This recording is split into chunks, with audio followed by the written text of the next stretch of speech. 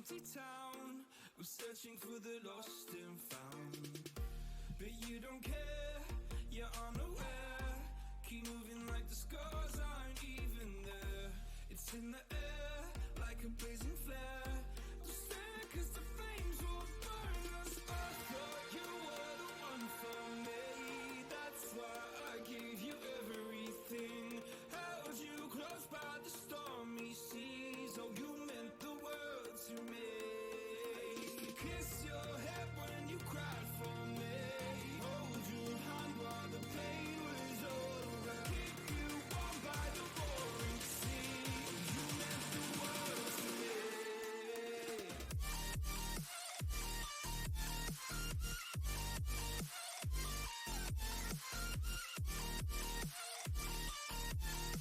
Oh, you meant the world to me.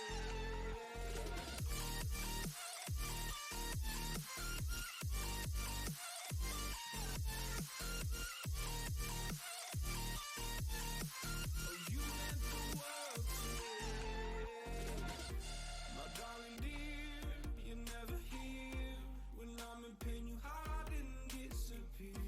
Like shadows in the atmosphere, charting the stratosphere.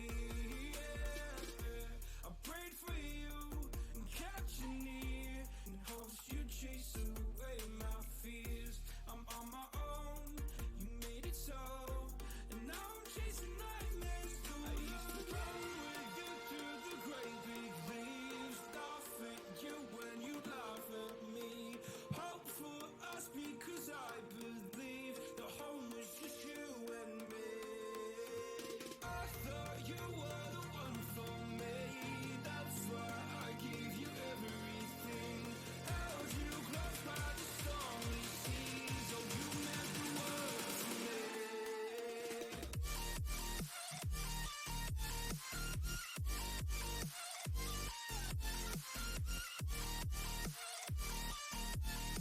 Oh, you meant the world to me.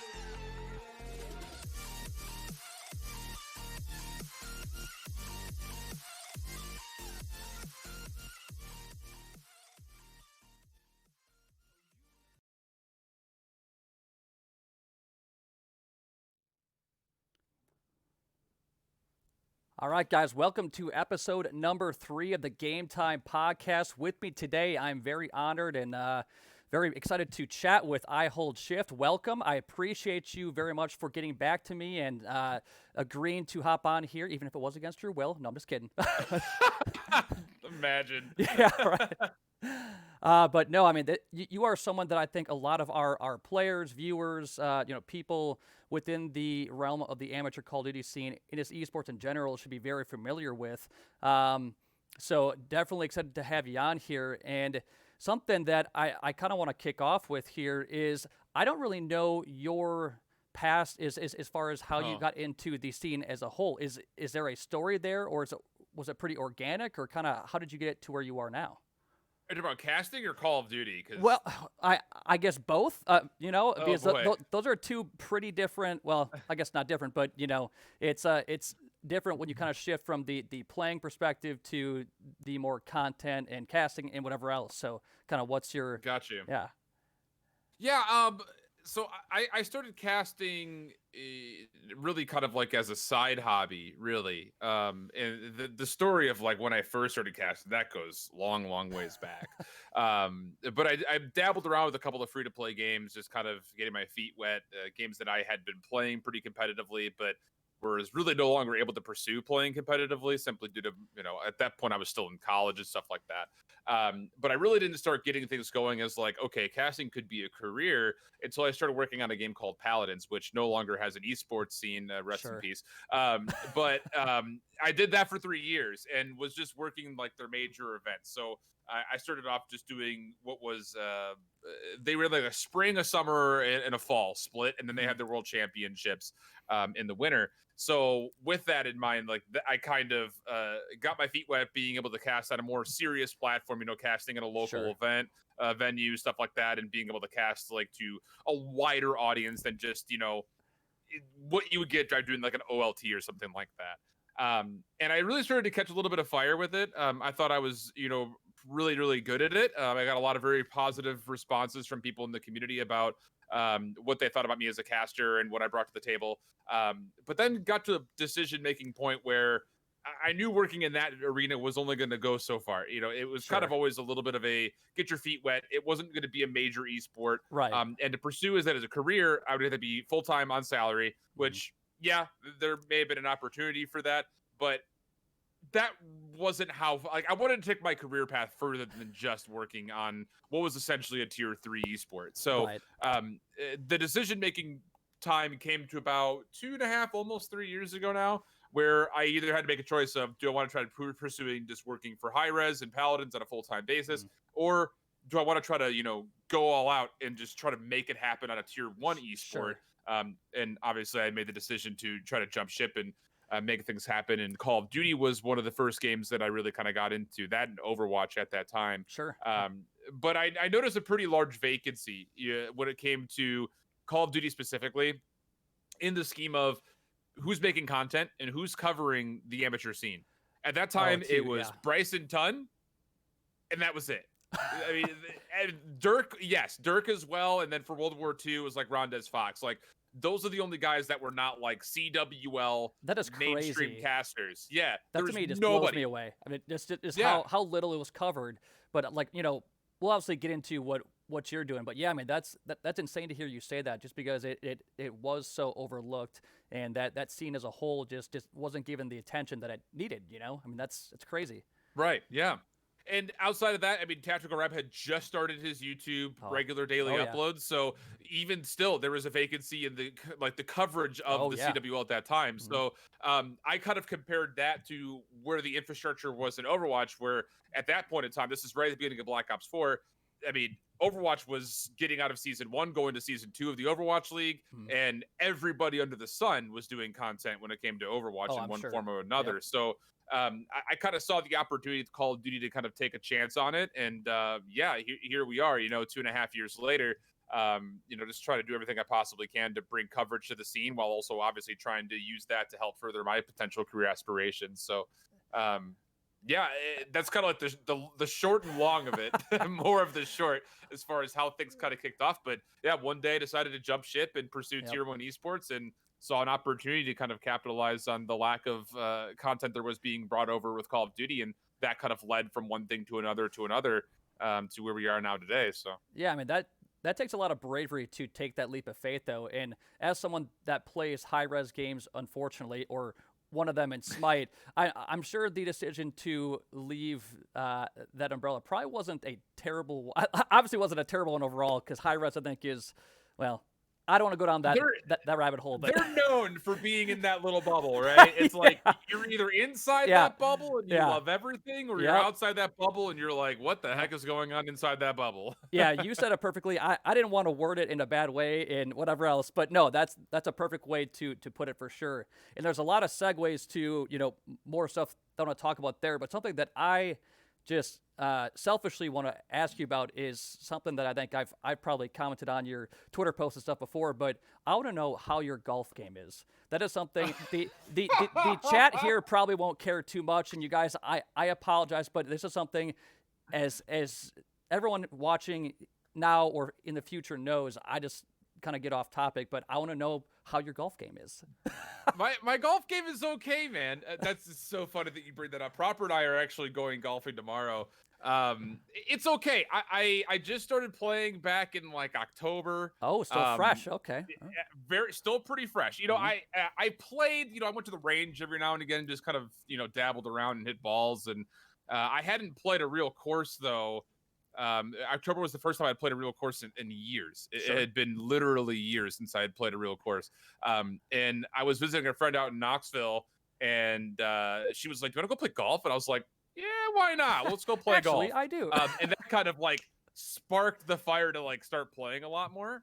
That's awesome. So yeah, I started to play a lot more regularly. I play about once every other week or so, with winter now currently kind of taking over Sure. the North Carolina area. Yeah, but I'm sitting around about a 15 handicap or so Hey, that's right not now. bad. That's Well, pretty I good. mean, it's not a true handicap because I don't like scorecard the Ah, handicap. I just whatever. kind of average whatever my plus is, and I'm usually sitting around plus 15. You don't So need anything it's not official. bad. That's not Yeah, fun. Yeah. I'm trying by the end of the year. My goals are no 3 putts, no doubles, and I'm trying to get to Oh, 10 over. yeah, So those we'll are see how that pretty happens. lofty goals.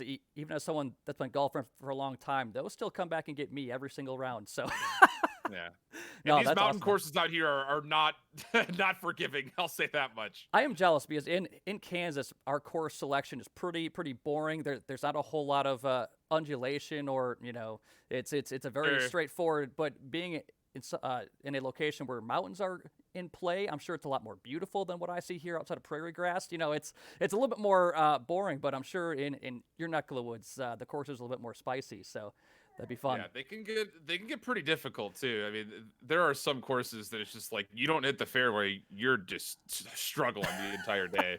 So yeah. Well, I'm calling dibs right now. If we are ever in the same location for some type of tournament or event of some sort, I'm taking you golfing, and I'm calling dibs right now. So there it is. I'm here for it. And, I'm here for it. And Josh in the chat said, let's get him to Detroit for a round of golf as well. So that Totally down for that. that sounds fun. I think Josh is actually moving to a house on a golf course. So there's inside sources.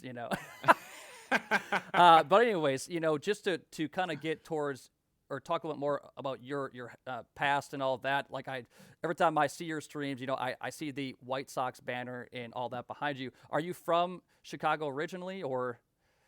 Yeah, I'm from just outside of Chicago. Cool. It's about a 20-minute train ride or so. But yeah, I've always kind of bled Chicago sports, unless it's the Cubs, in which case we hate the North Side. I can agree with that as a Brewers fan. Yes. Yeah, I've always been a pretty avid Sox fan. Although up until this last year, it's been kind of hard. I would say, yeah. And beyond that, though, like I'm a really big Blackhawks fan. I've been following the Blackhawks since I was a kid. I'm like right now, like I think on like a 56 game season, I'll probably watch about 50 games. So that's pretty good. Yeah, yeah, it's not bad. It just comes down to like casting schedules and stuff like Yeah, that. oh, yeah. Sometimes like if I'm in like a major broadcast, okay, not so much. But Right. if it's like one that's like there's a lot of time torching, I'll probably have the game up on the side monitor. Well, you have Just to. I because mean, you know how yeah, con kids are. it would be irresponsible not to have that up. I mean, let's get real. Absolutely. But I'm happy that the Red Wings handed the Blackhawks a huge win the other day. What was it, 6-2 or something like that? I saw 2 of them. Thank you Yeah, for both yeah. of those wins. Actually, know, yeah, we're I'm really just happy glad- about that. I'm just glad we can keep giving you points, and it's really the least we can do. So it's great. Yeah, So, we really need them, so it's really generous of you guys. I really appreciate that. Oh, all right. Well, as much fun as that was, because I could talk sports all day and golf, whatever else, but I definitely want to get to the esports side of things, because that's obviously where you specialize, and where I try to pay as much attention as I can. Oh, Josh is not a fan of the Red Wings talk. I'm sorry, man. I'm sorry. I had to touch on it. But so with your history of casting, and myself trying to manage and run leagues amongst other things, I deal a lot with amateur casters and see a lot come and see a lot go and whatever else. And there are some very, very good ones, but it's really hard to find the people that are dedicated and can put the time in and actually want to grow and like learn as they do it. Just what are some words you have for people that want to cast, as to like how to get started, how to grow, how to actually constructively criticize what you're doing and actually grow off of that, if that makes sense? Yeah, no, that makes 100% sense. I wish I had a good answer for you, but really when it comes down to it, everybody is different. And so with that in mind, there is no set, like, you have to do A, B, C, and D. Right. You can't just go down a list and say, these are the things you do, and all of a sudden you're going to start finding success. Absolutely. For me, I made the commitment when I was going to start to pursue casting as a full-time career. This is the exact same time that I decided to leave the Paladin scene and go into try to pursue a tier 1 esport. That became my full-time job. Yeah.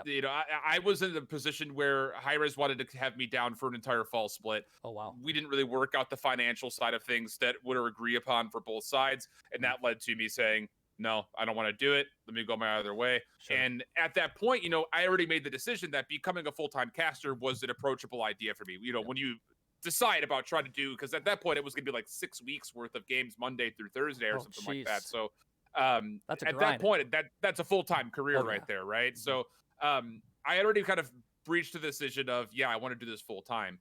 The big kind of courageous leap that I took was, can I try to pursue this full time without having anything set on my schedule in front of me while trying to pursue a tier one esport?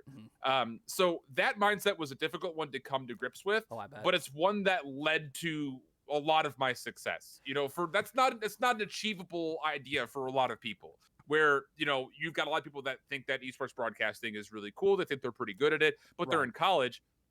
That time management becomes a little bit different than what mine is. Yeah. So my first kind of big thing that I could ever tell anybody who wants to try to get into broadcasting, and this is really just anything career related ever, is just really understand fully and be honest with yourself when it comes to your time management. What do Oh. you have time to do, and how can you be achievable Mhm. to the goals that you set yourself up for? Yep. For me going into Black Ops 4, I had on the calendar circled the middle of June, CWL Anaheim. I want to be a consideration for the open stream by CWL Anaheim.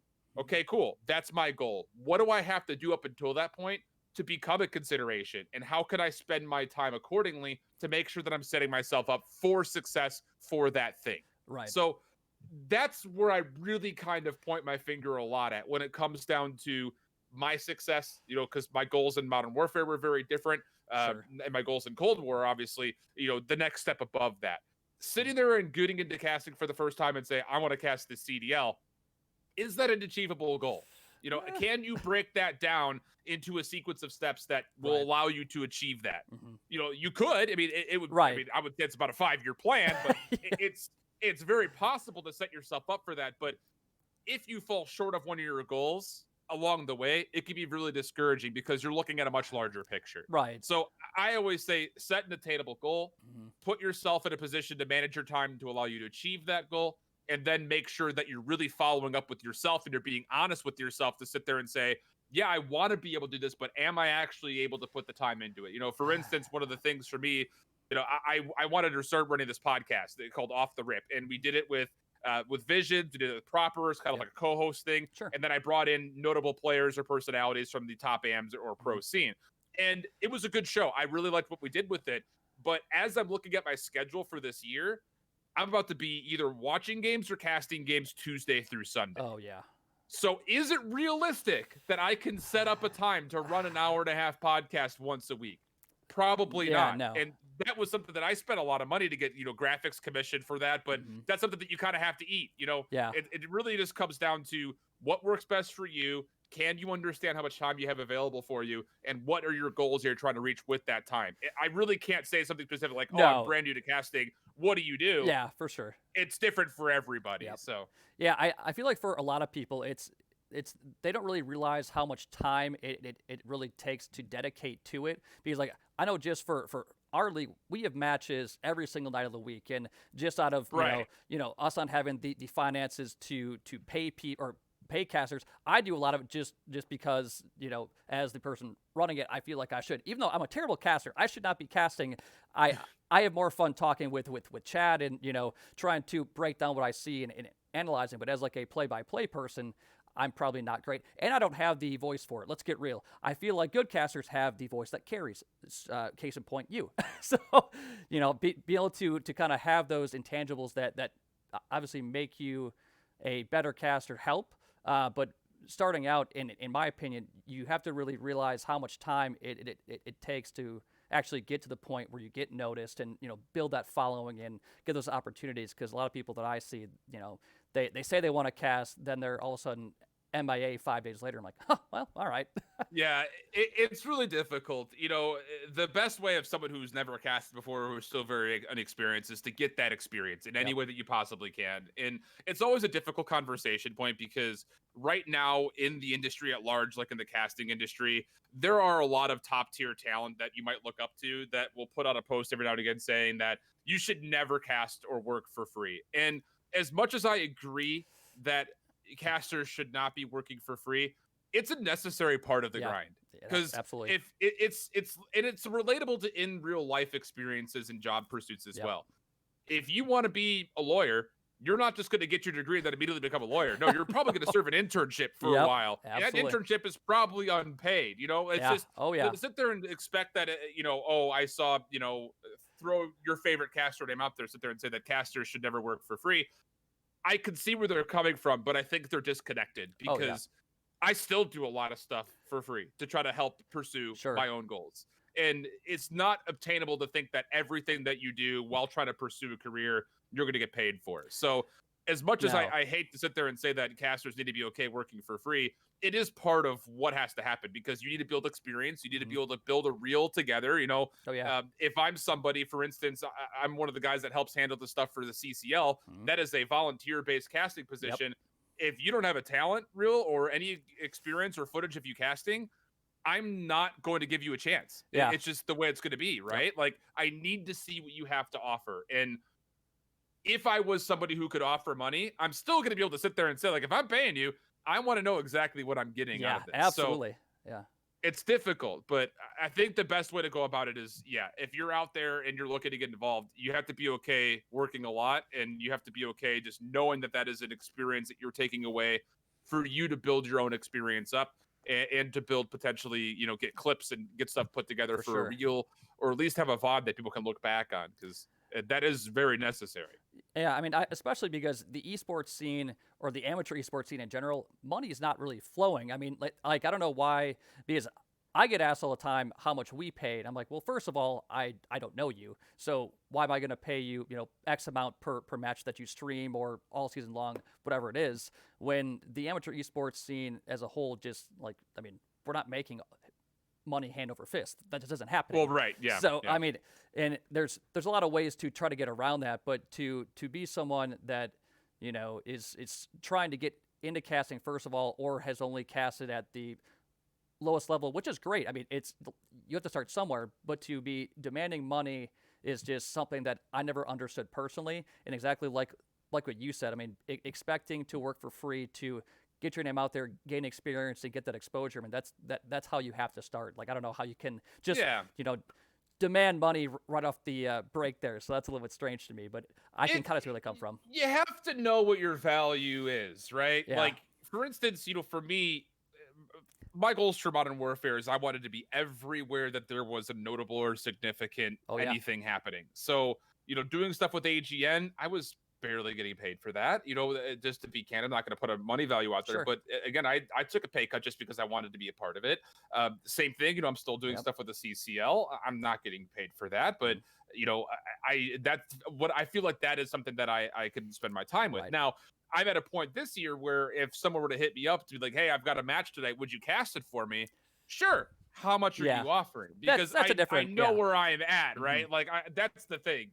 And I think at a certain point, the most difficult decision for casters that maybe have 6 months or a year under their belt and they've been doing a lot of that volunteer or for little amounts of money is to know when you can start asking and at what point do you have to be okay passing an opportunity because you're working it for free. That's a very difficult decision. And one that up until really the last 4 months, I was even having trouble with. So that's a totally different scenario. But if you're somebody who's brand new, you have to be, I think, okay, kind of working on the grindstone a little bit for limited to no money, just because you need to build that experience first and foremost. Yep. For all you guys watching who are thinking about getting into casting, just listen to this man's words. You have to get that experience. So make sure to do that. Doesn't have to be for me. Just do it somewhere. Get your reps in. Practice. Get your confidence up, and hopefully it all grows from there. But also something that I really pay attention with you in general, or in particular, is how much you do content-wise. Because I feel like you're always doing something to help out the scene, or like obviously I saw your Twitter post about charging teams for VODs and whatever else. Just like always being ingrained some way or another to provide value. Even if you're not directly profiting from it, it's something that I just see you always doing, and that's so key for me and for the scene as a whole, because it just benefits the scene from in so many ways, and I think that's kind of what the COD scene's missing to an extent.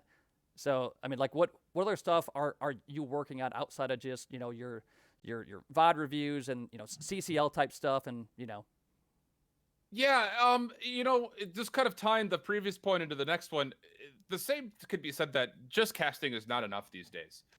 True. It is to a certain extent, but if you want to start making some major moves, if you want to start getting recognition or notoriety across the CDL talent, or even those people that are going to be bringing up to do the Challengers Elite this year, you have to be in a position to where you're doing more than just casting, because it's simply not going to be enough.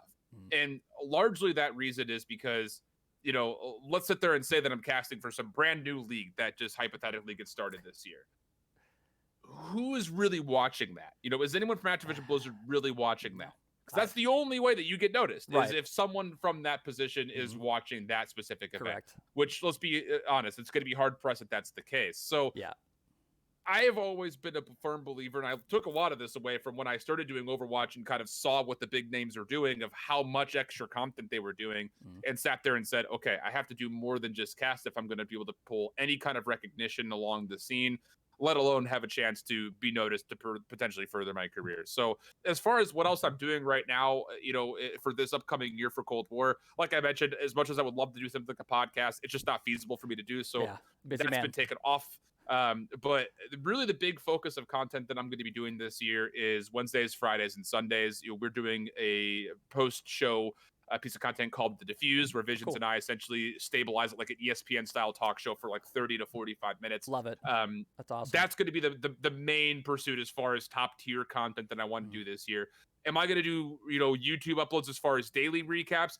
Probably not, because that show serves that purpose. Right. And I just don't really feel like doubling down on doing both, because again, my time is not going to allow for me to build another whole graphics package and self-produce, even a 10 to 15 minute it's so YouTube time-consuming. video. Oh my gosh. It can be. It's, each of my YouTube videos that were about 10 to 15 minutes long took about 3.5 hours to do. I just don't have that. I just don't have that time with how much COD is going to be broadcasted this year. And plus the fact that I'm also kind of using Valorant as a secondary avenue as well. I just don't have the time to do stuff like that. So really, it's mostly just that.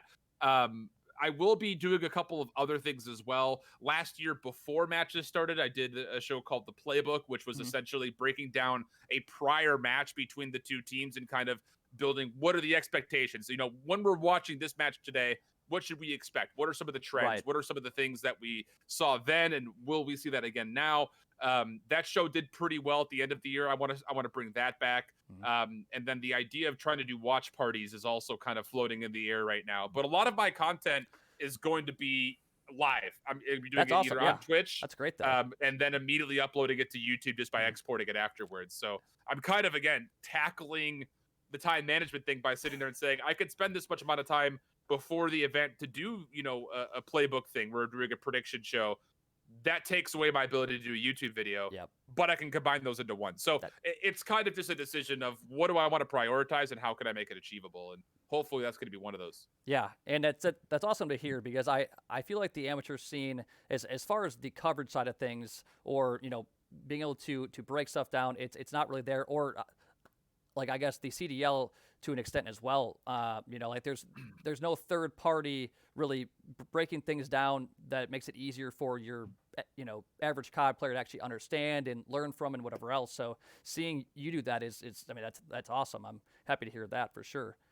Now and it's just another thing that I think, because it's missing, it's something that I could do that I think is not only valuable for the community at large, but also, again, for my personal pursuits for a career. So win-win. We're really trying to do as much as we possibly can to hit two birds with one stone. Yeah, here, so. Absolutely. Well, that's what's great about you is, everything you do benefits multiple places, which is huge. I mean, that's really what I respect about what you do, because there's a lot of people that try to do stuff just to try to grow their own personal brand without really having too much of an impact outside of that, which is fine. I mean, I respect that grind too, but being able to actually leave a bigger imprint, I guess, is more impactful long term. I'm trying to say this, without sounding super deep about it, but I mean, like it's great to be able to leave a bigger legacy about what you've done for the community as a whole versus just for yourself. So that's great.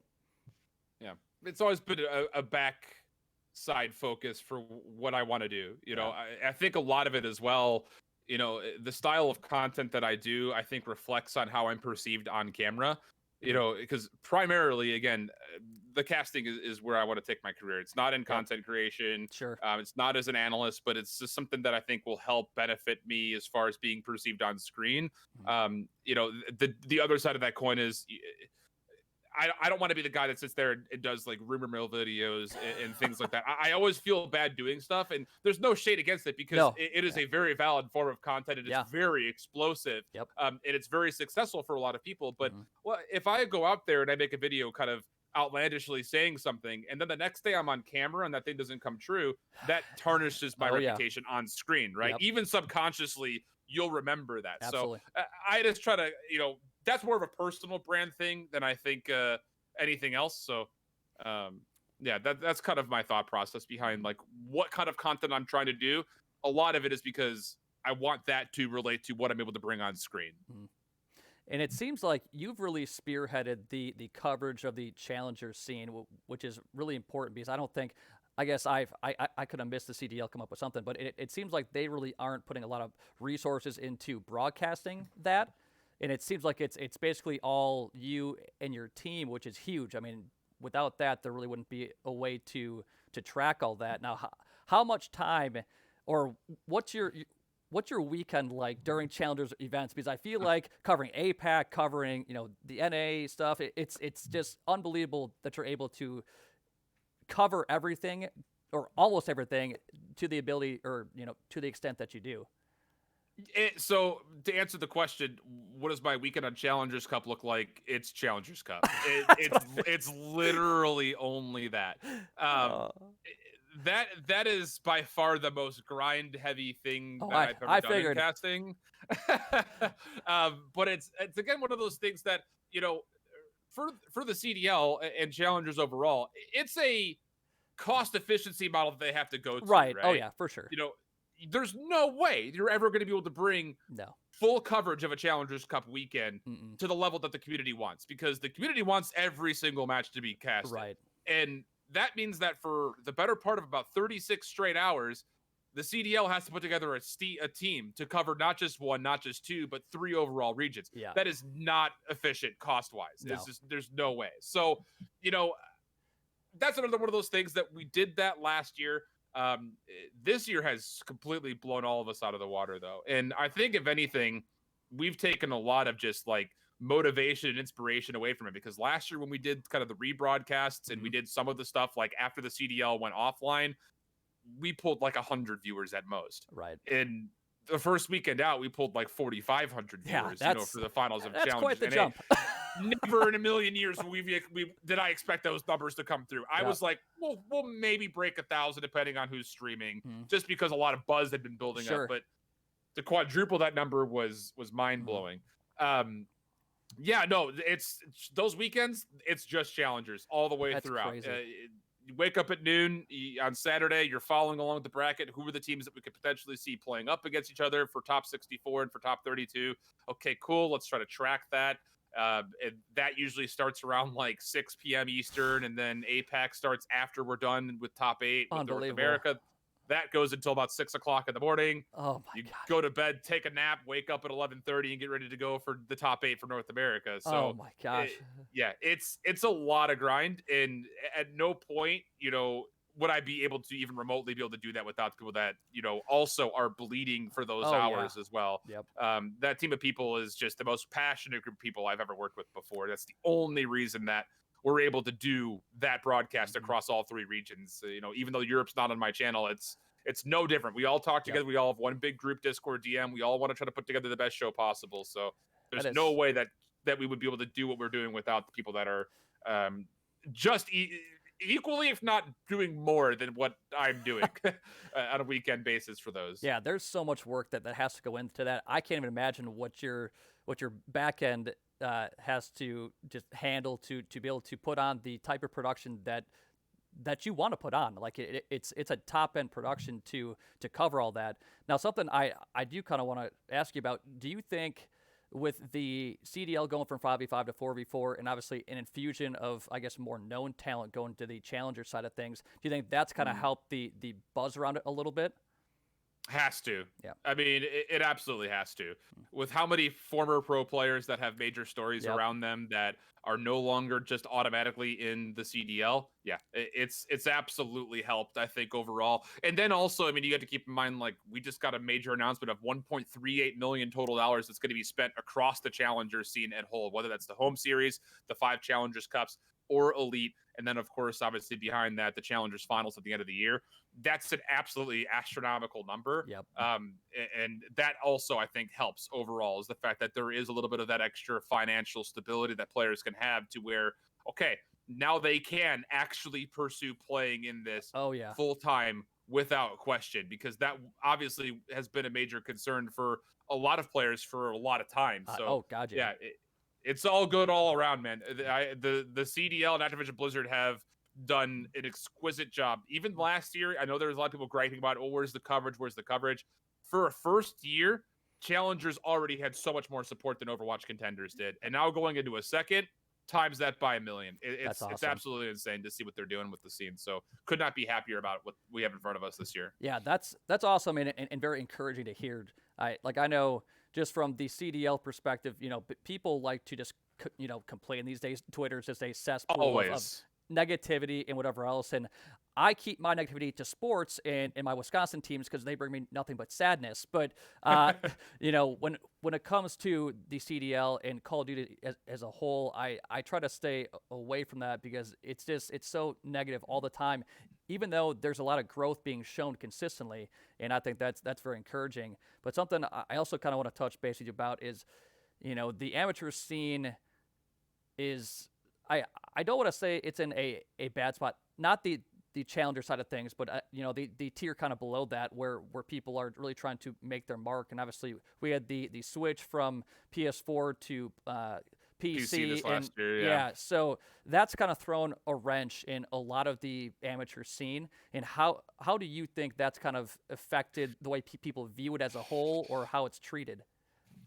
I think from a purely viewer perspective, nobody would know the difference. The difference is inside the actual workings of how the scene is going. Sure. And I think a lot of that right now is simply due to the absence of an anti-cheat. Yep. It's just, there are witch hunts on Twitter, it feels like every other day, in Yeah. Challengers about how this person had a good day and now they're hacking. It's tough. It's draining. It's so tough. And the thing about it, and we kind of saw this, not to put, Tommy necessarily on blast, but during that Twitch Rivals event, I thought the evidence that he put together with that player that nobody had ever heard of before, with 400 followers on Twitter, and all of a sudden he's destroying major name players who also had never heard of him before. Yep. I thought his evidence was very compelling, but you have to also know, and I think Tommy realized this, a couple hours later, that the repercussions of putting somebody on blast like that, if they're wrong, that player's career is done. And to be fair, I think rightfully so, if there is adequate enough proof that someone is cheating, their career should be completely gone. Yep. But we're just in a world where speculation and uncertainties are going to be a really volatile piece of what happens in the open. We'll call it the open division this year for Call of Duty. Just below the elite scene. Mm-hmm. It's going to be difficult because there were people, and I fell victim to this. I heard people talking about a certain squad that were accused to have been cheating. They came in as like the 368th seed, and I track a lot of Challengers players. Never heard of them before. Never heard of them in the S&D scene, and all of a sudden they finished top 16. Like, my immediate recognition is either these guys just turned 18, nobody knew about them, and they're nasty, or something fishy's going on. And I hate the fact that there's even the "or" in that conversation point, right? So that's where I think there's going to be a lot of headaches, because you can trust the CDL pros are not going to be cheating. If you're in the Elite League, you'd be stupid to try to pull off cheats if you're that close to being a pro. Oh, yeah. And even beyond that, maybe even some of the top quote-unquote open teams, again, I think you'd be silly to try to pull something like that. Mm-hmm. But it exists. We've seen it ruin people's weekends already, and that's going to be a very difficult headache, I think, for the entirety of the season until we get some sort of an actual stable anti-cheat in the mix to catch people in the act. It's going to make things very, very interesting, I think, overall from that open division scene. Yeah, it's gonna make from from my perspective, it's gonna make things very very difficult for the tournament providers, league providers, whatever else who aren't at the top end level, because a lot of what we deal with is, well, for the most part, I haven't had any issues personally. I know throughout group DMs and whatever else, there's been a lot of speculation and people trying to get people caught and all this other stuff. But it's so hard to really try to provide for the open amateur scene without Right. being able to know for sure if what you're providing is being played correctly or fairly, and that's the hardest thing. Is it like I don't feel like the amateur scene can really evolve or grow if there's always this speculation. That's the hardest thing for me. I mean, that's just Yeah, I don't necessarily see the scene becoming stagnant no. because of the PS4 to PC switch. I mean, there's going to be expansion teams likely next year. I have yeah. to figure. I hope. I mean, without question. And the amount of players that I think we'll see get picked up from challengers this year, I think, is going to be larger than what we saw last year. Maybe we'll kind of see, but I think there's still the same amount of the same, if not more, opportunity than what we had last year in Modern Warfare. Yeah. In this specific year for Cold War, that doesn't even extend the possibility of expansions in 2022. Right. But no, I think that getting to a point where you've got still the same open division where you're grinding maybe every single weekend, I think that's still pretty healthy, because that is what the open division has always been. For Call of Duty, but the fact that you're now able to establish a second tier to where, okay, now you're not needing to prepare for a full day of Saturday and a full day of Sunday. You just have to prepare for one, maybe two matches a week.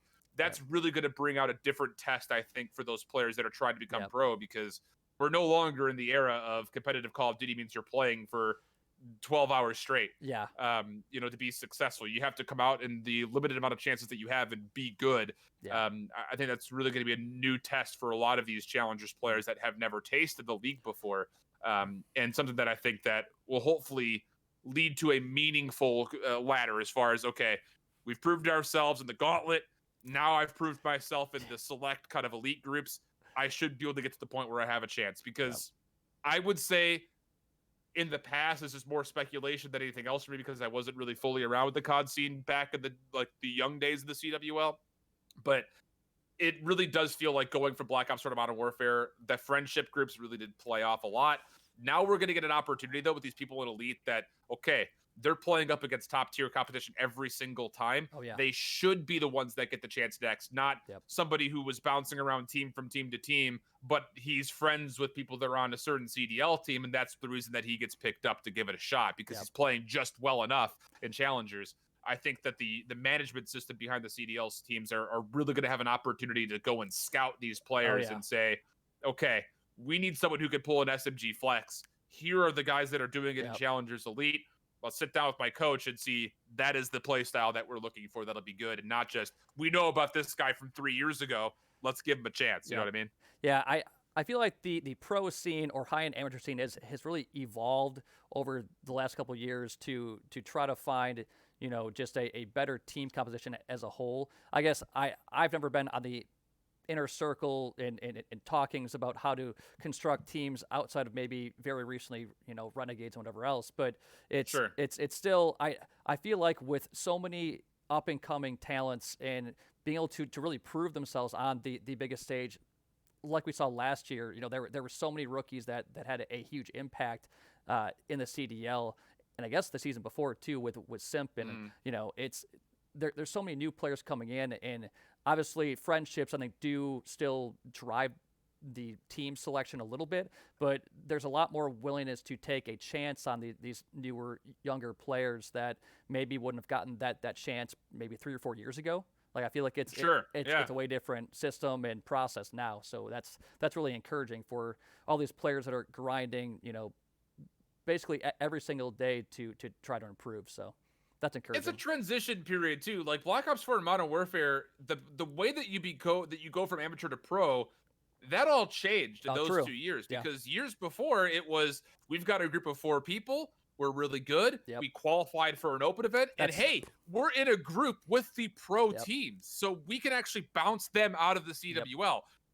when Black Ops 4 happened, that was essentially a test run for how franchising would work. Mhm. There wasn't that opportunity, and the ability to go from amateur to pro that year was essentially nil. Yep. And then you get into the first year of the CDL, yeah, you've got challengers, but the system really had not changed at all. Yeah.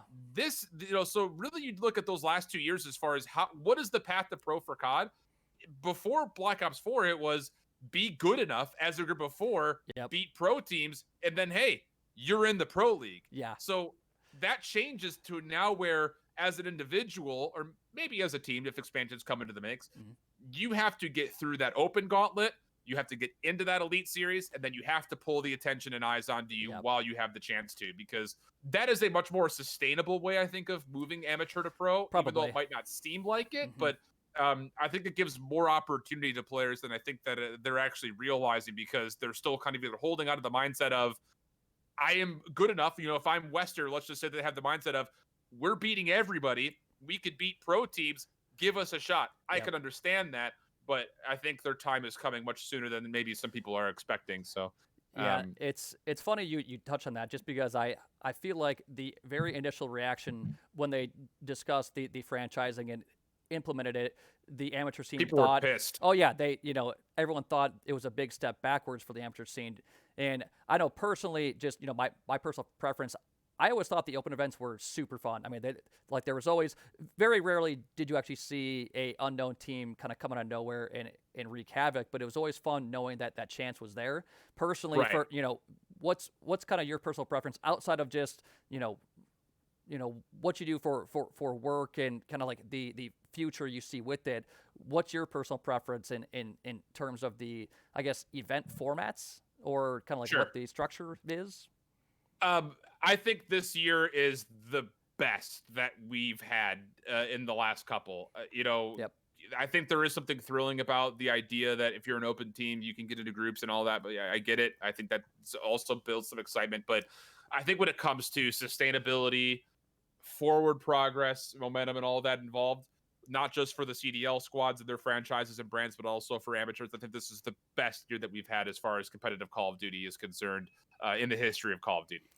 Granted, I don't have a lot of hands-on experience with stuff that happened like before the CWL or really before World War II, but as far as how this builds up the idea of longevity for the CDL and the amateurs alike, this is, I think, by far the best look at a year that we've had so far when it comes to format. I thought GSL groups last year weren't a bad idea. I think that it was the best way of going about, we've got a regular schedule, but it's also tournament every single weekend. That was kind of cool. I'm really interested to see, now that we're going back kind of that CWL schedule mindset where you're in 2 separate groups, you play just 3 weeks worth of games. I think it's going to be there's going to be moments where Optic Chicago is going to play whoever the worst team is in the league, and that's their one game for the week. Yep. That's going to be the week that everyone's like, this format is stupid. Exactly. But that's part of the progress. That's part of it. It's just the way it goes. That's the way it happens in regular sports as well. When the Lakers have to play up against, I don't know, I don't even know who's bad in the NBA these days, but whenever the best team in any league plays up against the worst team in any league, it's usually a little bit of a snooze fest, but that's just the way it goes. So I like that we've got bigger open events coming back in the mix. I like that we still have a pro point system. So I think that overall this year's going to be the most exciting for competitive Call of Duty. And it should get a lot easier too if and when the expansion happens, because being at 12 teams is kind of an awkward number for tournaments. I mean, you can't really structure it in a way where like it's not going to be even and consistent every single time. So getting to that 16 team mark, which I hope that's what they're going for, but that would really be the perfect number to have more consistent, bigger events that every team can be at, and it's more of like the classic Call of Duty feel and whatever else that I think everyone kind of grew to love. And so, and it'll be easier to hopefully broadcast that too, because the open events for CWL were just crazy to try and cover. Like they obviously showed the big time brands on the mainstream or whatever else, but it's so hard when you're playing orgs or teams that no one's ever heard of, and now you just have and now you have your 12 teams that everyone loves and has their own fan base. So every single matchup, in theory, should be pretty fun to watch for the most part.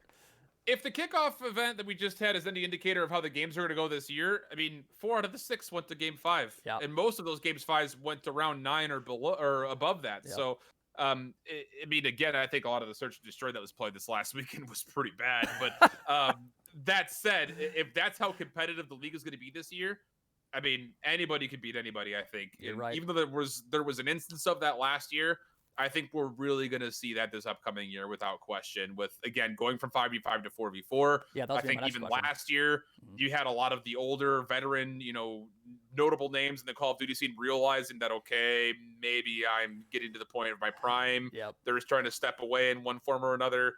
You've got big up and comers that not only made a name in Black Ops 4, but obviously had huge impacts last year and look to be doing the same. I mean, all 3 of the new people to the block, Fire, Neptune, Diamond Con, they all played very, very well. Yep. So that's, I think, just going to lead to more of that weeding out the weaknesses and Yep. making the overall competitive integrity of the league that much tighter and that much closer. Oh, absolutely. Yep, you are definitely right. And if there's anybody in the chat that has any questions now, just start to fire them away. I don't want to take up too much more of your time here because I know you were very, very busy. But while we're waiting for a few questions to kind of trickle in, the last kind of thing I want to touch on a little bit is how do you think the pandemic has kind of affected the esports scene? And because there are, I mean, believe it or not, I think there are some positives from it, or I agree. it's benefited. But what's your viewpoint on, I guess, how it's evolved or improved a little bit as a whole? Look, we could take away a lot from Overwatch League Season 1. I think the idea of going to city-based franchising showcased a lot of success, but the amount of financial upkeep that it took was, I think, more than Activision Blizzard initially thought about. And since that point, we've seen a lot of adjustments happening. With League of Legends in the last 2 years, they have not had all of their broadcast talent and production staff locally at World Championships even. They're doing a lot of that at remote studios. Yep. That helps cut costs by a landslide. There's the same thing this last year with the CDL, same kind of situation. Yep. I think if anything, COVID has showcased us that as much as esports wants to mimic and kind of ape what we see in traditional sports, it doesn't necessarily have to be extremely successful. Yeah. And I think that financial efficiency model that you're kind of looking at from things like the LCS or whatever region that you follow when it comes to League of Legends, Overwatch League, CDL, even the RLCS has done a lot of changing with their grid season last year. I think it's really kind of allowed developers, publishers, and their esports providers an opportunity to take a look really intrinsically to sit there and say, how can we put on the best show possible with no ability to go to LAN? That was like their first conversation point. I think the one immediately following is, do we really even need to? Because the one thing that you worry about is you're throwing so much money at making something happen it eats it all up and you see very little return. So the fact that we've had kind of a COVID year, I think from a business standpoint, from all of those major esports, has really kind of showcased the cost efficiency model of what do we have to put in so that way we're to get X out, right? I think that's kind of the big conversation point. I think the CDL, I love the fact that they wanted to try to do home series last year, but being at Minnesota and being at Atlanta, I don't think it's ready for it. And I think that because they were forced to step away from home series every other weekend, I think they had some opportunity to really kind of look back and reassess those and sit there and say, okay, these weren't all that successful. That may have led to now what we're getting here, which is 3 weeks of online and then a major event. Now you're back to, okay, if there were to be LANs, all of these major stage finals could be at a location, and those would once again sell out because it's kind of like that supply versus demand. There were so many local events that, okay, kind of we're really hoping that people will travel. You're oversaturating a little bit. So I think it's a big learning lesson. And I agree. I think a lot of positives were taken out of it, even though we're all hungry to get into a live venue. I'm sure players, production, broadcasters, fans all alike are ready for that to happen. I think the assessment of, do we need to do it every other weekend? Maybe we don't. Will that really harm our league? Probably not. So I think that conversation point is a very valuable one to take away from Yeah. the unfortunate situation we find ourselves in. Yeah, I think everyone learned how to do more with less, and that's really key. Absolutely. That is huge for sure. But a question from the legend, Awesome King: what are your thoughts on Renegades to NA later this year? Mandatory. I'm excited to Requirement. see it. Yeah, I guess I don't really know what to expect from them because going from the APAC region, which has a lot of talent, they have a lot there, but switching to NA is a much different beast. Just knowing their talent level, how do you think they're going to stack up with the NA squads? It's hard to say. Last year, top 6 at Minnesota.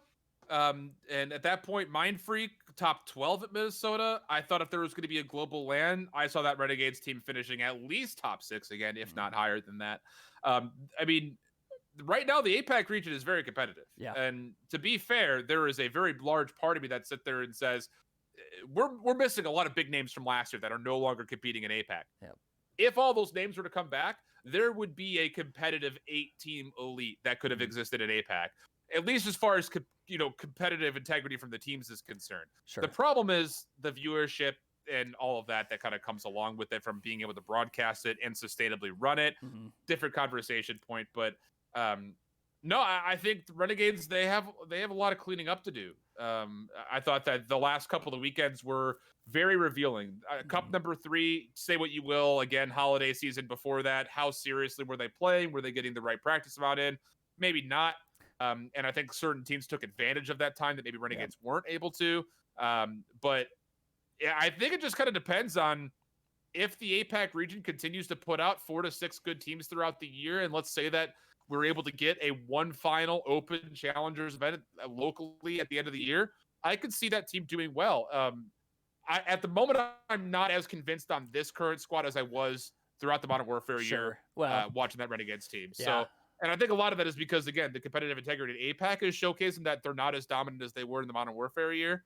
But beyond that, you also got to keep in mind that because we've gone from 5v5 to 4v4, all of the best teams in North America and Europe have also gotten a lot better. So I'm kind of hard pressed, but I would be surprised if they did not finish like top 12 again if there was a global LAN. Well, the switch to 4v4, I think it really brings a lot of a lot of different teams into the fold in terms of just being able to be competitive. The 5v5 kind of allowed teams to monopolize gun skill talent, I guess. And that's fair, yeah. And now in 4v4, it's a little bit more structured game where if you play these game modes the correct way, it really kind of evens the playing field, where you don't need your team to have scump or simp or whatever else is. Right. As long as all 4 are playing together cohesively, that really kind of just allows you to get a leg up on some teams that just rely on running and gunning and whatever else. So that's something that I think we'll see a lot of these high end challengers teams really start to hopefully grow to separate themselves more or less, because I think now it's still early in the game cycle and teams are still learning how to play it a little bit, but as the game goes on, we should really see them kind of separate themselves just in terms of how they capitalize on it being 4v4 now. Yeah, and taking a look at like what our current top 8 by pro points are in North America and top 8 by pro points are in Europe. Yeah, I think they could be surprised, but I think top 16, top 12 would be a pretty realistic barometric test as far as how they're going right now, at least. Yeah. Well, that'll be interesting. I'm excited for it. I just want to, I don't know. I don't get to see him play a lot, unfortunately, because they are obviously in a completely different region, and my sleep schedule is broken, but not that broken. So it's I will have to tune in some late night coming up here and watch the coverage, but my old self just decides to conk out at some point. So. Well, man, I don't want to take up any more of your time. It's been about an hour. If anyone has any final questions here, fire them away. But outside of that, my friend, I appreciate you taking some time here. I know you were very, very busy, obviously always doing what you can to help with the amateur scene. But I definitely appreciate the hour here, and I just wish you all the success in the world to just keep doing what you do and, keep grinding and finding your success. So appreciate it. Yeah, thanks, man. Thanks for having me on. It's always a pleasure doing stuff like this. So don't hesitate to reach out again if you're ever in need of someone else to jump on and spew about esports for an hour. Oh well, it's way more in control than spewing, I would say. It was very very structurally done, and I appreciate that. No, but I will definitely be reaching out to you for golf, hopefully in the future, because that's something I definitely want to do. Because when you're posting about Absolutely. cigars, beers, and golf, I'm like, well, I mean that sounds right up my alley. It's the trifecta right there, Absolutely. man. I'm telling you, whenever Lance come back around, Oh, whenever I'm man. traveling to him, I'll have my clubs with me for sure. There's a lot of people that apparently in the esports world, the COD scene specifically, that are like itching to play golf. So Oh, we'll see, all find right. a way to get out There of we the go. course. COD tournament of some kind. Make it happen. That'd be fun. COD That'd be fun. I'm down scramble. for it. Yeah. All right, man. Well, I appreciate it. You guys that were here, thank you very much for the support. Make sure to check out the matches later this evening as the playoffs continue on. But outside of that, you have a great rest of your night, guys, and appreciate you being here. Thanks a lot, guys. Have a great night.